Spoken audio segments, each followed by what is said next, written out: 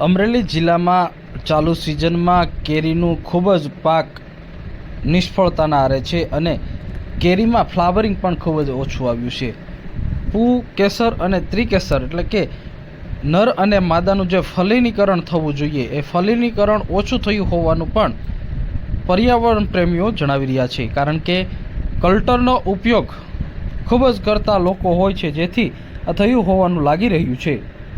કેરીના પાક નિષ્ફળ જવાનું મહત્તમ કારણ તો એ છે કે બાગાયતી ખેડૂતોની જે ભૌતિકતાની ભૂખ છે એ ન સંતોષાતા એણે કલ્ટારનો એવડો ભયંકર દુરુપયોગ કર્યો કે આંબાઓમાં તાકાત હોય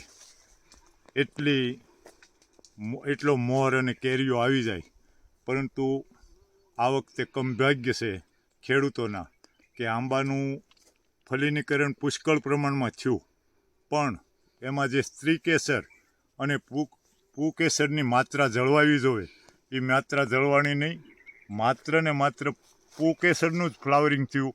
આંબાઓની અંદર મોરના ઝુંડ થઈ ગયા અને ફલિનીકરણની પ્રક્રિયા બિલકુલ થઈ નહીં. આના કારણે આ કલ્ટારના પાપે ખેડૂતોએ પોતાના પગ ઉપર કુવાડો મારી અને પાક ગુમાવ્યો છે. એક કારણ એ હતું કે માત્ર પૂકેસર સ્ત્રીકેસરનો અભાવ અને મધમાખી ખેડૂતોએ ક્યાંય રહેવા નથી દીધી, એટલે પ્રાગરજનું વહન ન થયું. એના કારણે પણ કેરીનો પાક નિષ્ફળ ગયો છે. અમરેલી જિલ્લાનો ધારી, બગસરા, ખાંભા અને સાવરકુંડલા તાલુકામાં કેસર કેરીનું સૌથી વધુ વાવેતર છે અને કેસર કેરીનો પાક ઉત્પાદન પણ ખેડૂતો સારું મેળવી રહ્યા છે. પરંતુ ચાલુ સિઝનમાં ખૂબ જ સારું ફ્લાવરિંગ આવ્યું હતું, મોર આવ્યો હતો, પરંતુ ફલિનીકરણની પ્રક્રિયા 100% માત્રામાં થઈ નહોતી, યોગ્ય માત્રામાં થઈ નહોતી, જેના કારણે કેરીઓ બંધાઈ નથી અને મોર ખરી પડ્યા છે, જેવું પણ પર્યાવરણ પ્રેમીઓ જણાવી રહ્યા છે.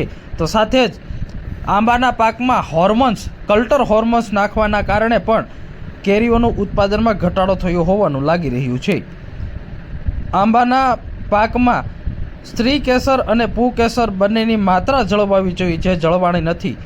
પરાગ રસનું વહન થયું નથી અને જેને કારણે ફલિનીકરણ થયું નથી, માત્રા ઘટી છે, જેને કારણે કેરીઓમાં જે ફળ બંધાવવું જોઈએ તે બંધાણું નથી, જેના કારણે પાક ઉત્પાદનમાં ઘટાડો થયો છે. સાથે જ વાતાવરણની અંદર પણ અચાનક અલગ અલગ સમયે પલટો આવ્યો છે, જેને કારણે પાક મોર આવ્યો હતો તે ખરી પડ્યો છે.